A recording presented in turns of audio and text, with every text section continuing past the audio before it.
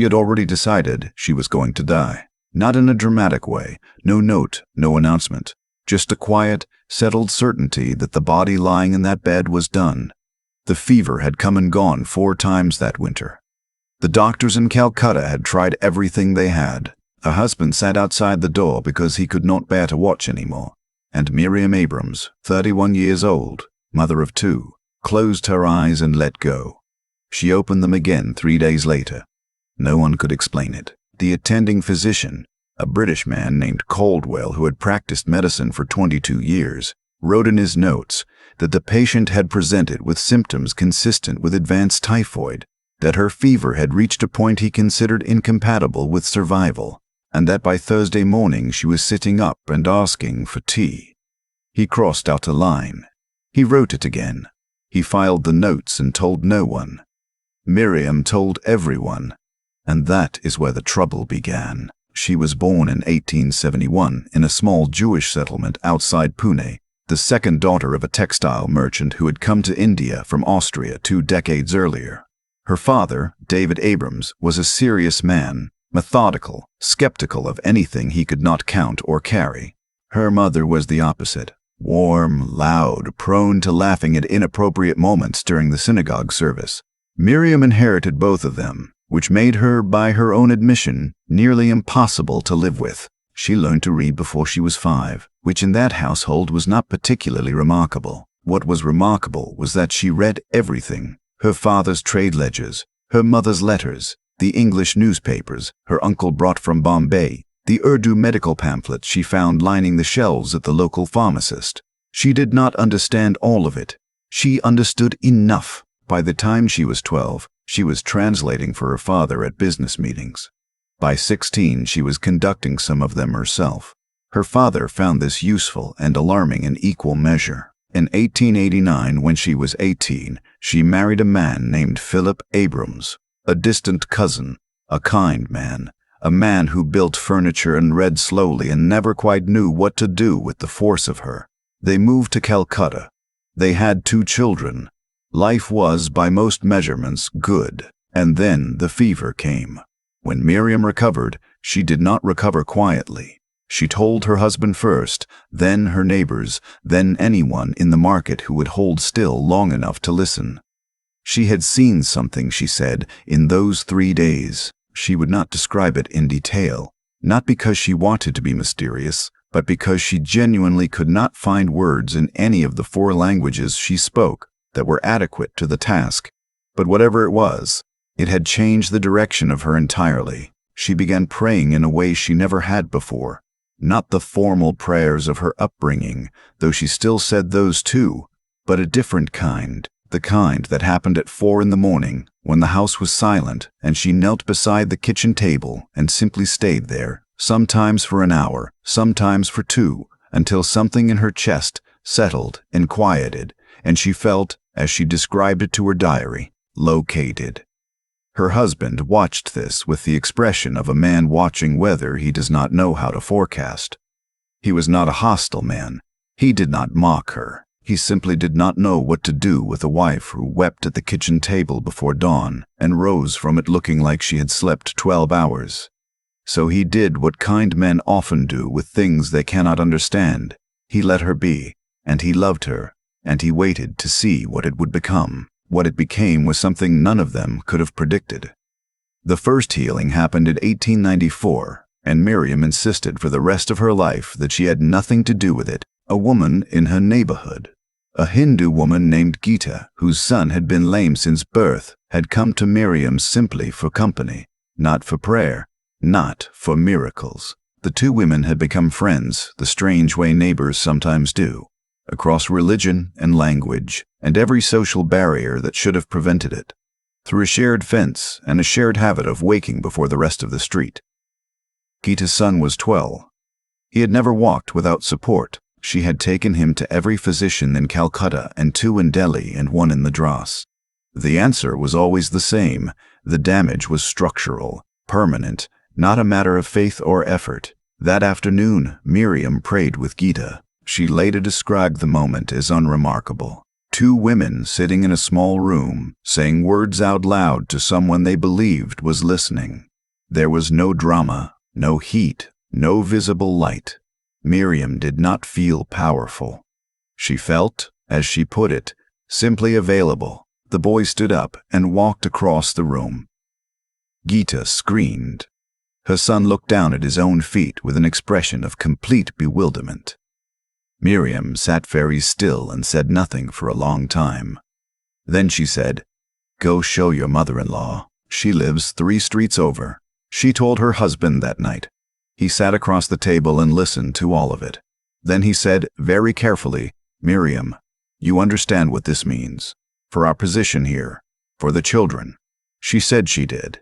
She did it anyway. By 1896, she had been asked to leave 2 churches, 1 synagogue, and a women's prayer meeting that she had founded herself. The objections were varied, but they all arrived at the same point. What Miriam was doing was either dangerous or impossible, and in either case it was inappropriate for a woman of her background and standing to be doing it publicly in front of mixed company in somebody's front room. She listened to all of these objections seriously. She considered them. She prayed about them. Then she found a larger front room. By 1897, she was meeting weekly with a group that had grown from 3 to 40. By 1898, it was over 100. They came from every background Calcutta contained: British civil servants and Bengali merchants, Hindu widows and Sikh factory workers, Anglo-Indians who belonged nowhere and felt entirely at home in her presence. She made no attempt to collapse the differences between them. She simply kept insisting on the thing they had in common, which was, she said, that they were all of them sick in some way and in need of the same thing. The British medical establishment was not pleased. A physician named Dr. Turd Harrington, a representative of the Calcutta Medical Society, wrote a formal letter of complaint to the colonial authorities in 1898, alleging that Mrs. Abrams was practicing medicine without a license, making fraudulent claims, and disturbing the public order. The letter was precise and serious and contained 4 pages of documentation. Miriam was summoned to answer it. She arrived at the hearing wearing a plain cotton sari. She had begun wearing them after the fever, which had occasioned its own scandal, accompanied by Philip, who had long since stopped trying to forecast the weather and had simply decided to walk into it alongside her. She brought with her 11 people who had, as they testified one by one, recovered from conditions that the physicians present agreed were medically unresolvable. The complaint was dismissed. Harrington filed another one. That was dismissed too. He filed a 3rd, and a 4th, and a 5th. In the end, over the course of 12 years, Miriam Abrams was summoned to answer formal medical or civil complaints 16 times. She was never once found in violation of anything. She kept going back to the front room. Her children were aware, as children always are, that their mother was unusual. Her daughter, Leah, developed a method of answering questions about her at school that was efficient and not entirely dishonest. She helps people who are sick. This was accurate. It omitted a great deal. It got them through most conversations. Her son Benjamin took a different approach. He was 17 when he brought a school friend home who had a condition affecting his vision. The friend had been told he was going blind, that it was degenerative, that it would progress. Benjamin sat him down in the kitchen without telling his mother why, waited until she came in for her afternoon tea, and said very casually, "Mum, this is Thomas. He's going blind." Miriam looked at Thomas for a moment. She said, "Do you want me to pray with you?" Thomas said yes, mostly because he did not know what else to say. She prayed with him for perhaps 10 minutes. Nothing dramatic. Her eyes closed, her hands folded on the table, her voice so quiet. Thomas had to lean forward to hear the words. 2 weeks later, his ophthalmologist wrote in his file that the degeneration appeared to have arrested. He used the word spontaneous. He used it twice, as if hoping it would explain more the second time. Thomas came back to the house that Friday and sat in the kitchen and cried. He was 17 years old and he was not embarrassed about it. Philip made him tea. Miriam sat across from him and said, "The miracle is not yours to keep, Thomas. It is yours to give away." Thomas did not fully understand what she meant that day. He spent the rest of his life figuring it out. The thing that Miriam's critics consistently misunderstood about her was that she had no interest in spectacle. She actively avoided it. When crowds became large enough to require a venue, she moved to smaller rooms. When newspapers began to report on what was happening in Calcutta, and they did, first the Indian papers and then the British ones, and eventually several American correspondents who sent dispatches home that were read in church parlors from Boston to Atlanta, she declined every interview, not out of false modesty, out of a conviction that the moment the story became about her, something essential would be lost. "The minute they're looking at me," she told her husband in one of the letters that survived the fire that took most of their personal correspondence in 1903, "they stop looking at the right thing. And the right thing is the only reason any of this works. I am not a healer. I have never been a healer. I am simply a person who got close enough to the one who is." This was the theological core of everything she did, and she was relentless about it. She would not take money. She refused it so consistently and so publicly that it eventually became part of her reputation. People knew, before they walked in the door, that Miriam would not accept payment. This did not prevent some of her followers from attempting to fundraise in her name, and she shut down 3 separate organizations that tried to do so without her consent. She was not gentle about it. "The moment you put a price on what God does freely," she said in one of her weekly gatherings, in a phrase that was written down by 3 different people that evening, "you have already decided that God is not enough. You have decided that the miracle is yours. It is not yours. You were a door. Do not charge admission to a door." The crisis came in 1904. She was 33 years old. The work had grown to a point she had not anticipated and could not fully manage. A group of wealthy British benefactors had approached her with a proposal to formally establish her work as an institution, a hospital they called it, though not a conventional one. Beds and nurses and also prayer. Modern medicine and faith together. It was, they said, the future. She prayed about it for 4 months. She agreed. The institution opened in 1905. It had 40 beds. Within a year it had 80. Within 3 years it had 200, and a second building, and a medical staff of 11, and a waiting list that extended 6 months. And Miriam began to be known as something she had never asked to be. The newspapers called her the healer of Calcutta. The British papers called her remarkable. The Indian papers were more complicated. Some celebrated her. Some were suspicious of a Jewish woman from Pune building influence among people they considered to be their own. The American papers called her India's answer to faith healing, which was a description she found so inadequate it was almost funny. She was not India's answer to anything.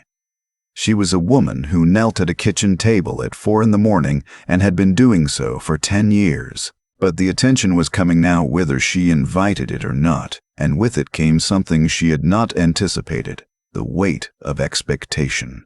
People came to the institution expecting miracles, specific miracles, by appointment, and when the miracle did not come in the expected form, when someone prayed and was not healed, when the cancer did not recede, when the child did not recover, they looked at Miriam in a way that she had never been looked at before. And what she saw in their eyes was not grief, but accusation. She had promised them something she could not deliver. She had not promised them anything, but they had heard a promise somewhere in the reports of what happened to Gita's son and Thomas and the 16 medical hearings, and they had carried that promise across the country to her door, and now the weight of it was hers. This was the period Miriam called, in her later writing, the years of learning what I could not do. In 1906, her son Benjamin became ill. He was 22 years old. He had been working at the institution for 2 years, doing administrative work that he was excellent at and found entirely insufficient for his ambitions. He had his mother's energy and his father's patience and a temper that belonged to neither of them. The illness was not immediately serious. A respiratory infection, the kind that moved through Calcutta regularly, the kind that most young men recovered from in a week or 2. Benjamin did not recover. By the 4th week, the physicians at the institution, who had by this point seen things that had recalibrated their understanding of medicine considerably, were guarded. By the 6th week, they were not guarded. They brought Miriam aside and told her that her son's condition had progressed in a way they could not explain and could not reverse, and that she should prepare herself and her husband. Miriam spent that night on her knees. Not at the kitchen table this time. In the room next to where Benjamin was sleeping on the floor, her forehead on her hands, not asking for anything as a healer or a woman of faith or an institution director, asking as a mother, asking the way you ask when you have no leverage and no argument and nothing to offer, when all the composure you have built over a decade falls away and you are simply there, in the dark, saying the name of your child. She prayed through the night. Philip found her there at dawn and did not say anything. He sat down on the floor beside her and held her hand and also did not say anything. In the morning, Benjamin's fever broke. He was sitting up by noon. He asked for toast. The physician who examined him that afternoon used the word spontaneous in his notes, and then looked at Miriam and put his pen down. She said, "I know." He said, "I don't know what to do with this."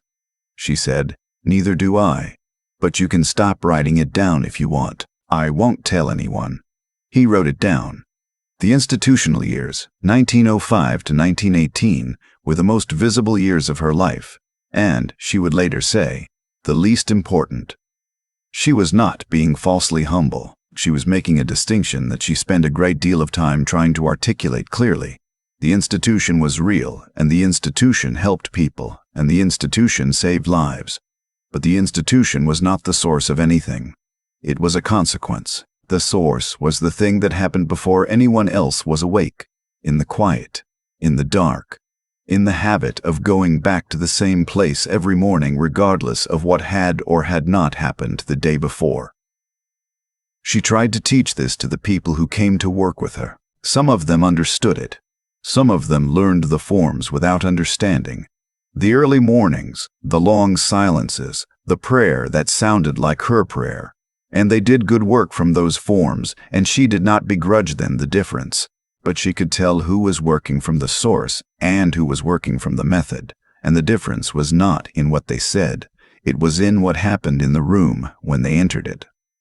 By 1910, her reputation had crossed into Europe. She received letters from a man in Zurich, a woman in Oslo, a pastor in Glasgow. She answered all of them in her own hand. This was before she had assistance with correspondence, and she wrote slowly and carefully, choosing words the way her father had once chosen fabric, for weight, for texture, for how they would hold up under pressure. She received a letter in 1912 from a woman in Chicago named Helen, who had read a translated account of the 16 hearings and wanted to know if what the article described was real. Miriam's reply was 3 pages long. The first page said, yes, it was real. The second page said that real was perhaps not the most important question. The third page said, what are you willing to do before 5 in the morning when no one is watching? The question is not whether God heals. The question is whether you are available. Availability is not passive. It costs something. I've been paying that price for 18 years, and I'm still learning what it costs. Helen kept the letter for the rest of her life. When she died, her daughter found it in a box with her Bible. Philip died in 1917. He had been unwell for 2 years.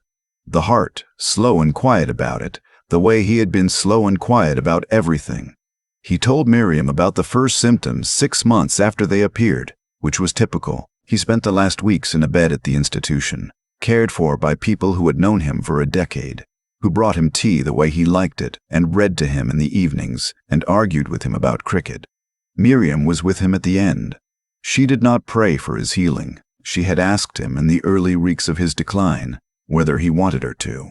He had considered the question with the seriousness he gave everything and said, I think this one is not mine to fight, Miriam. I think this one is mine to walk through. She had said, then I will walk through it with you. She did. After the funeral, she went home and sat in the kitchen for a long time, not praying, just sitting.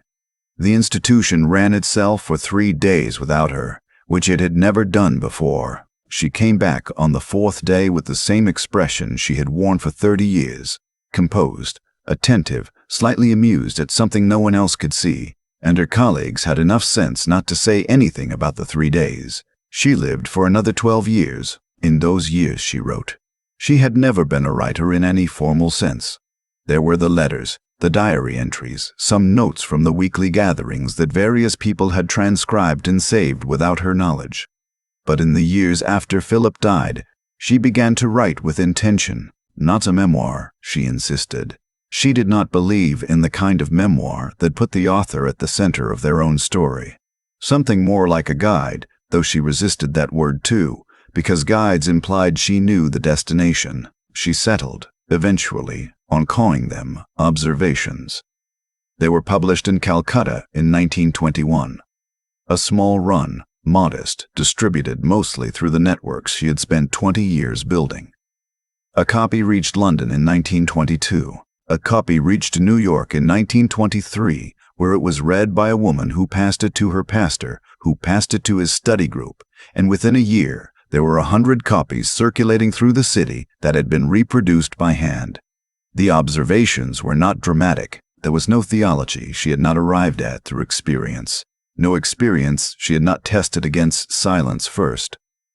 They were practical, quiet, sometimes funny. There was a passage about how God rarely worked in the moments of peak intensity. The loud services, the weeping, the visible demonstrations, and almost always worked in the moments of absolute mundanity. She had seen more healings in quiet rooms after long silences than she had ever seen in any public meeting. Do not mistake noise for power, she wrote. Power is mostly quiet. It does its work while you are making tea. In 1928, Miriam began to decline. She was 57. The institution continued under leadership she had spent years preparing. Carefully, quietly, without announcing that she was preparing anyone.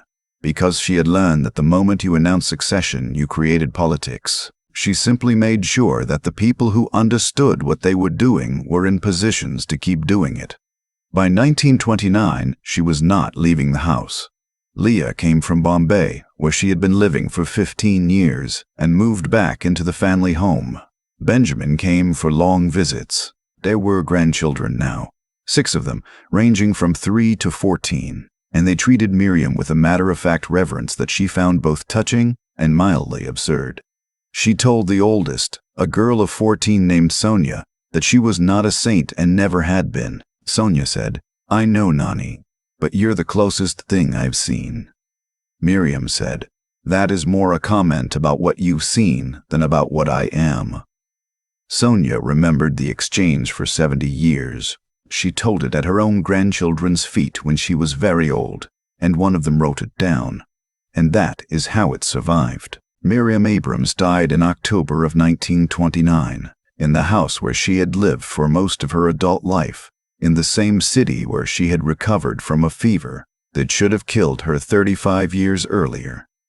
She died in the early morning. Leah said she had gone in to check on her mother at 4 o'clock, the hour Miriam had been waking up for her whole adult life, so regular that the household had always felt the shape of it even when she was no longer rising for it, and found her peacefully, unambiguously gone. Her expression was the one she had worn for most of the past decade, composed, attentive, slightly amused.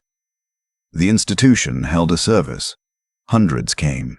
The letters that arrived over the following weeks came from 7 countries and filled 2 boxes, but what the people who had known her best remembered, and what they kept telling each other in the years afterward, the small, persistent memory that wouldn't let go, was not the institution or the 16 hearings or the observations or the healings documented in so many medical files by doctors who ran out of other words. What they remembered was the kitchen, the table, the 4 o'clock dark, the sound of her voice, quiet enough that you had to stand still to hear it, saying words to someone she was certain was listening. That was the source of all of it. She had known that from the beginning. She had never let anyone convince her otherwise. The power was always in the secret place. The public miracles were just what happened when someone paid the price long enough in private. She paid it for 58 years, and if you are willing to set your alarm before the rest of your world wakes up, to go to your own table, your own floor, your own quiet room, and stay there until something in you settles and locates itself, then you already understand something about what Miriam understood. The question is not whether God heals. The question is whether you will show up before anyone is watching. Comment below, "I will pay the price," and tell us who you want us to cover next. Don't forget to subscribe and hit the notification bell so you never miss another story like this one.